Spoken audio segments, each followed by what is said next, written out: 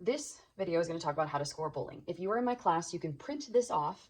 Now, if you were going to play bowling inside the house, these are some examples that you could use. If you used a paper ball, you could use a paper pins as well. When you play bowling, you have 10 pins. Okay, so 10 things you need to knock over. You get 2 tries to knock them over, which is shown right here. 1, 2, the little squares. Each time you play a game, you have 10 frames, which means you set up the 10 pins for this frame and you get 2 chances to knock it down. Then you set them up for this frame and you get 2 chances to knock it down.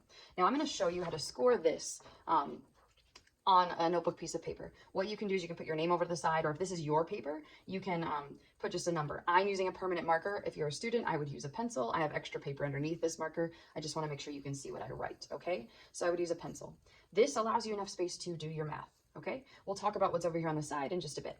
Now, all your pins are set up. We're going to start the game. You knock down 2, okay? You get 1 more chance in this frame. You knock down 3, all right? Then you add those 2 together. So 2 plus 3 equals 5. Okay? Now, you set up all the pins again. You knock down 6 and you knock down 3. Okay? Now, 6 plus 3 is 9. And then you add the 5 that you already had and you get 14. If you want to bring the 5 over there to add, you can do that as well. Next frame, you get 8 and you knock down the last 2, which that is a spare. So a spare, when you mark it like this in the second space, and it means you knock down all 10 in 2 rolls. Now you get a bonus. You get your 10 you knock down plus 1 roll. So whatever you roll here is going to be added to that score right there, okay? So you get 6. So 10 plus 6 is 16, right? And then you have your 14 from before if you want to bring over the 14 right here, and you have 30, okay? Now, you still have 1 more roll here. You knock down 1. That gives you 7. You add the 7 to the 30, 37. Okay, now this next one, yes, you're getting better. You got a strike. So strike means you set up all 10 pins, you knocked them all down right away. Strike is marked with an X. And the bonus for a strike is you get your 10 plus 2 rolls. So it may be these 2 rolls, or if you get another strike, it might be this one plus whatever happens here first, okay?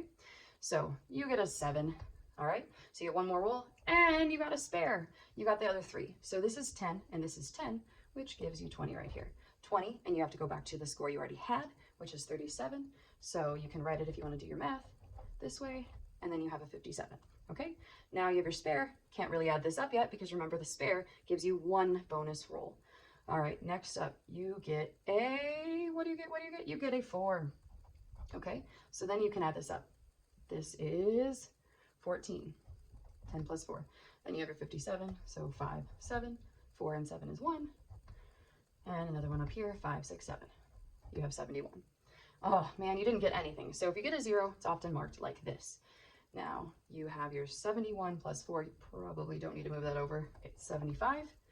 Then you're in the 8th frame. So you're setting them all back up again and you get a strike. Awesome. You knocked them all down the first time. You have to wait to do this score. You knock down 2 and you knock down the rest of them. So these are the 2 rolls that count with that, which is 20. Okay, so you have your 20 and you have your 75, which gives you 95. And now you can't do anything there until the next frame. There's an awesome thing that happens here that happens everywhere else too. If you get a strike, you get to keep going. But wait a minute, you don't get to keep going into more and more and more and more frames. It's like you can get a chance to get 3 strikes here. So let's say you did get a strike. You can add up this one now because it's plus 1 roll. So it would be 10 plus 10 is 20. And then you'd have your 95. And so you add that up and it's 115.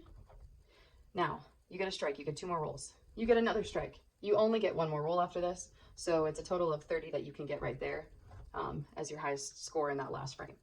Then you're gonna add the 115 and you have a total of 145. Okay, if I missed anything or you have any questions, please let me know. This is how to score bowling.